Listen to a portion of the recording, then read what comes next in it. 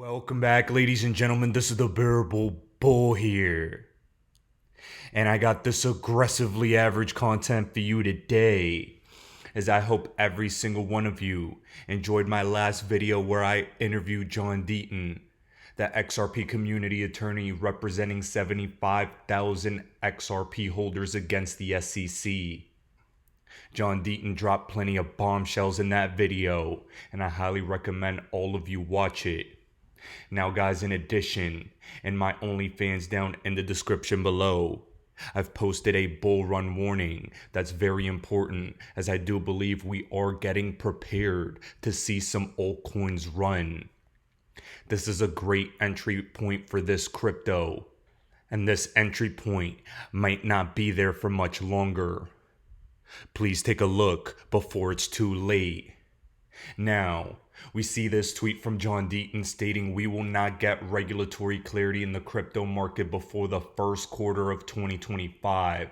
A bold prediction, but one that is probably grounded in truth and reality.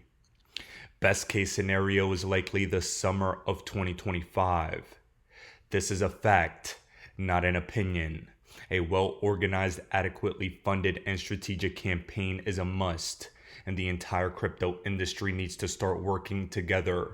As Wheezy put it best, Coinbase is now trying to say we all have to fight together. But where was Coinbase when 75,000 plus XRP Army members were standing alone taking on the corrupt regulators? Instead of joining us, Coinbase enabled them by bending over to the SEC and delisting XRP. Kraken did. Nexo did. They got sued by the SEC and were forced to pay fines and settlement fees as well. All these exchanges capitulated to the SEC's will, and the SEC still came after them. Ladies and gentlemen, we've been fighting the good fight for a long time. And when everything is said and done, the Ripple and XRP community will be looked at as heroes. That's the irony of this situation. The rest of the crypto space hates us, but now they're realizing that they need us. Ladies and gentlemen, this interview put it best, and I want all of you to take a listen. I think Ripple was meant to be that big case, right? Normally, when the SEC goes after somebody as big as Ripple, that is just the fact that they have brought a case kills the company, right? Traditionally, most companies can't survive that very easily. The stock price goes down, the investors get nervous, and for like a minute, right, the price of Ripple went down. And within days, what did the industry say? Hold my beer. We're going all in on Ripple. And the price went up, and Ripple said, we're fighting. Well, I mean, Ripple said we're fighting, they probably have been under investigation for 4 or 5 years before the complaint was filed. But they said, this isn't hurting us. Our community's behind us. Our value of Ripple's going up. So bring it. We don't need to settle because this isn't hurting us. And so at that point, the SEC was basically out of tools. Like they put all their tools in their toolbox that traditionally worked. They turned up the heat just like they always did. And the industry said, hold my ear, we're doubling down, watch us DeFi. Well, and Ripple's answer to this is, you want proof that we are legit? Look outside the U.S. I mean, the Ripple network's never been stronger outside the U.S. Right. And all the use cases that they built that were supposed to sort of replace the SWIFT network and the traditional rails that were so cumbersome, they're working really well. Ladies and gentlemen, that was so powerful. And that's what's so important about this community. 75,000 plus XRP Army members, plus everyone else that didn't get involved in this lawsuit. Plus all these institutions and partners of Ripple.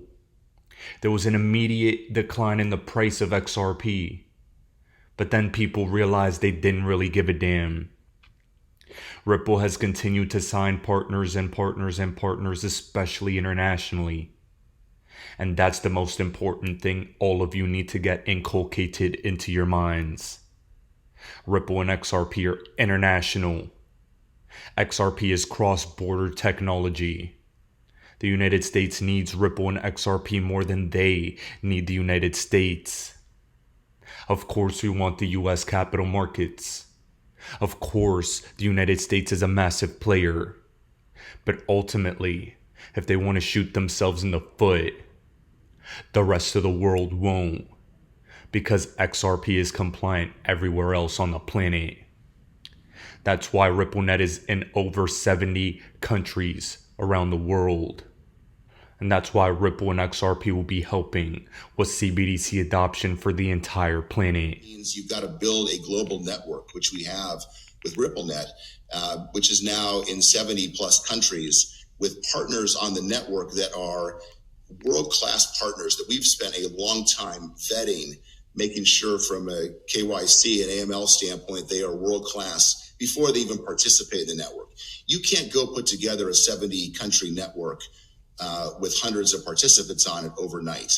And so, yes, there are lots of great innovations across single corridors or within certain regions, and that's going to continue to happen. We offer a holistic global solution, which is using kind of latest technology from a blockchain and messaging standpoint, and now increasing the use of digital assets as the bridge currency between countries. And so we just need to keep running hard and keep adding great people. And, in an industry where not everybody's going to survive or make it, given some of these capital constraints, we firmly believe that we're one of those that survive, are successful, and a leader in what we're trying to do. But it has not happened overnight. We're a 10-year-old company. Well, you have some very interesting partners here. The Bank of England mentioned Ripple in its CBDC consultation paper. I believe it's the Central Bank of Uruguay declared Ripple as their money transfer company. You signed an MOU, as you said, with the Kingdom of Bhutan. How do you think 2022 is going to shape up what we're going to see from you, from these central banks in 2023? What is everyone working towards? We have to make sure that through all this noise that we're focused on where the opportunities are. And I do think we did a great job of keeping our nose to the growth grindstone and build grindstone in 2022. What that resulted in was a lot of these conversations that are happening, and you mentioned around the world. And it is an interesting collection. Back to my point, these are not all in the same regions. They're not all the same size. They're not all the same place on the curve. But I think you'll see more of those emerge as people get an understanding of the technology of what we offer, and more MOUs are signed, and maybe more focus from the industry on going after this. So we're encouraged for 2023. And guess what, guys? I'm encouraged for 2023 as well. 2023 to 2025 will be a significant time frame for the rollout and adoption of CBDCs, and King Solomon posts that the IMF has shared a link to the Atlantic Council CBDC tracker. 114 countries representing over 95% of global GDP are exploring a CBDC.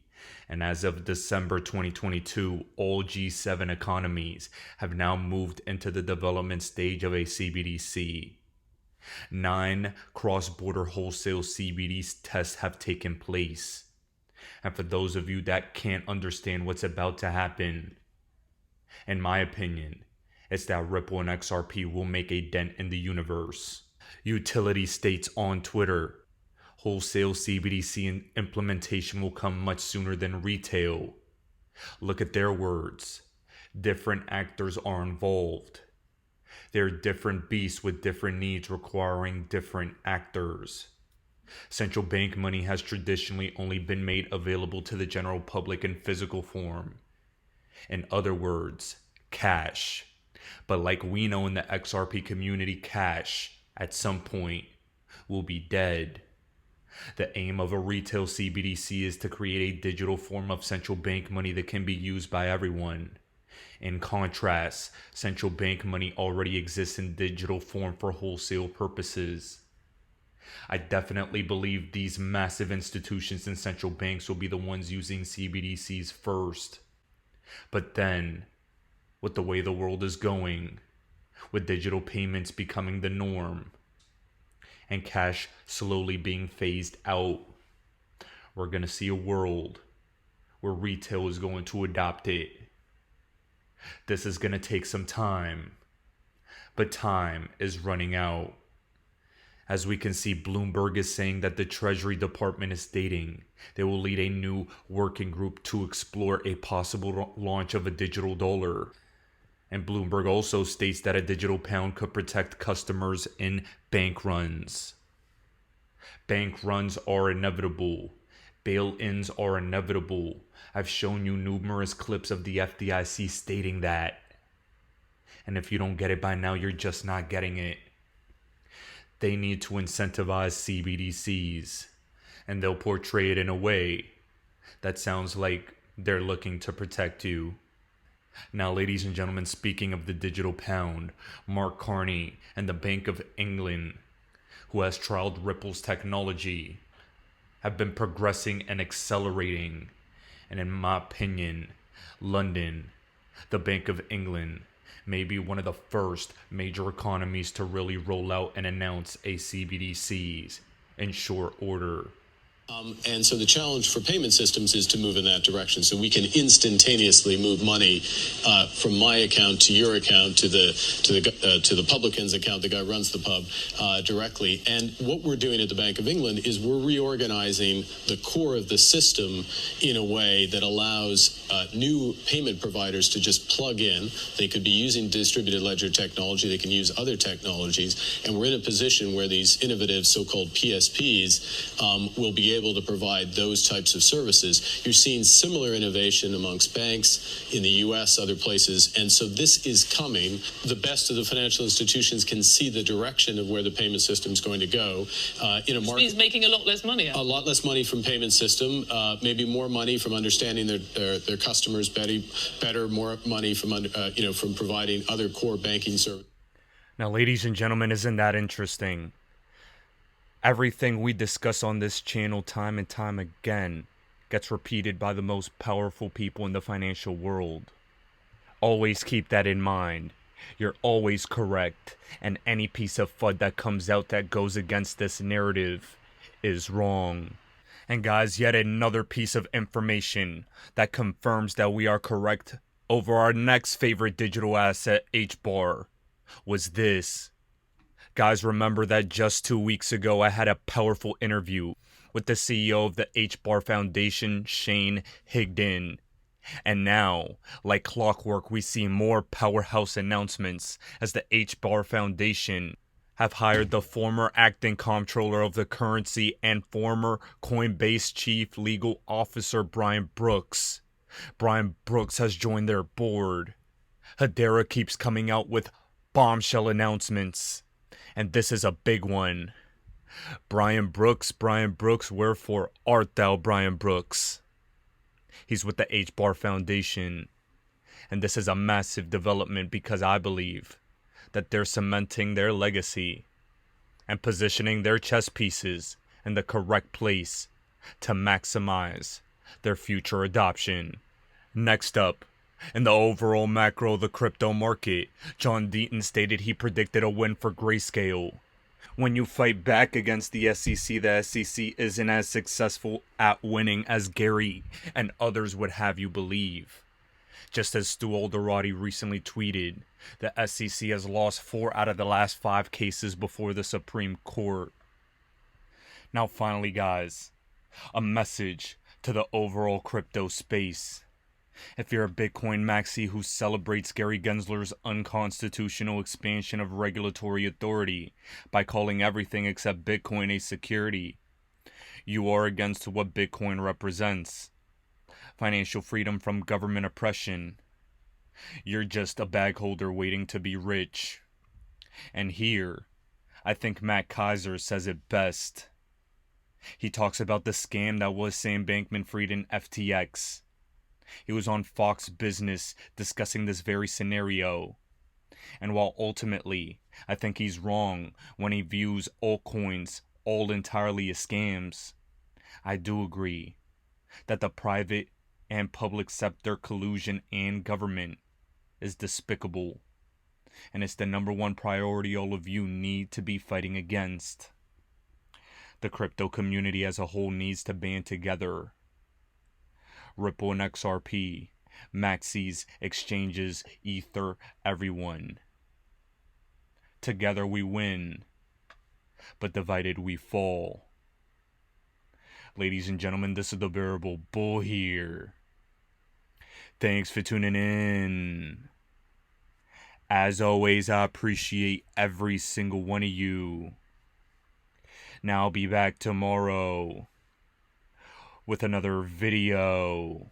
So for Tucker Carlson today, we sat down with a man who has participated in our finance economy and covered it, and is one of the most honest people we know on those topics. His name is Max Keiser. He's a big Bitcoin investor, and he assessed the Sam Bankman-Fried story for us. Here's part of it.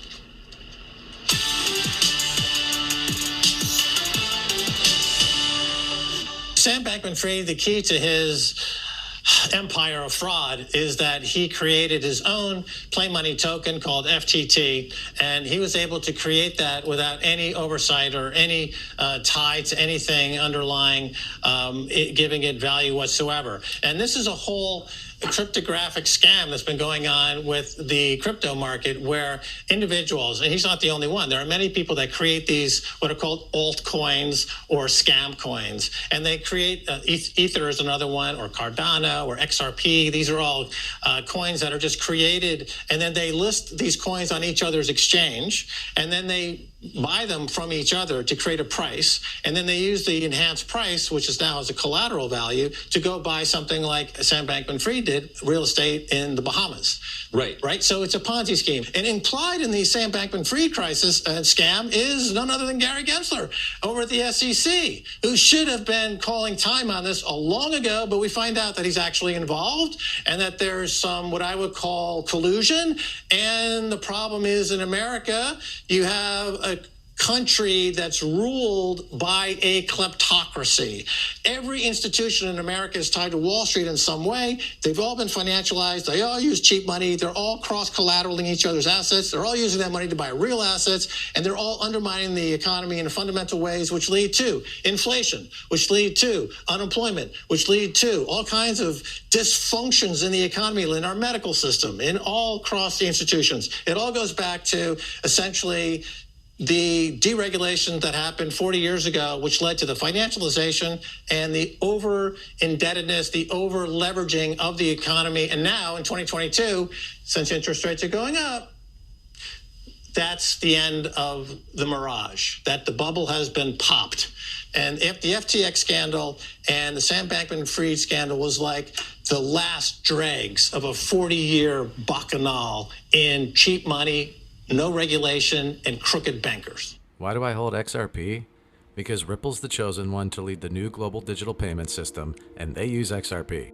In 2013, the Federal Reserve began looking for faster payments options. 2 years later, an action plan was born and a federal payments task force was created. It included one company focused on crypto, Ripple. In 2014, the World Bank and Better Than Cash Alliance, which includes the Bill and Melinda Gates Foundation, Clinton Global Initiative, and the governments of 32 countries, put out a report called The Opportunities of Digitizing Payments. 1 year later, the Better Than Cash Alliance featured one crypto company on their website, Ripple. Today, Better Than Cash Alliance and all other UN initiatives are focused on a single agenda, the Sustainable Development Goals for 2030. You can see the SDGs logo on Bill Gates' lapel, world-leading companies, the Better Than Cash Alliance website, and on the UN's official exchange, Exchange. What crypto is Exchange officially utilizing for their carbon credit solution? XRP. The world will move to a new international standard for exchanging electronic messages between financial institutions by 2025 called ISO 20022.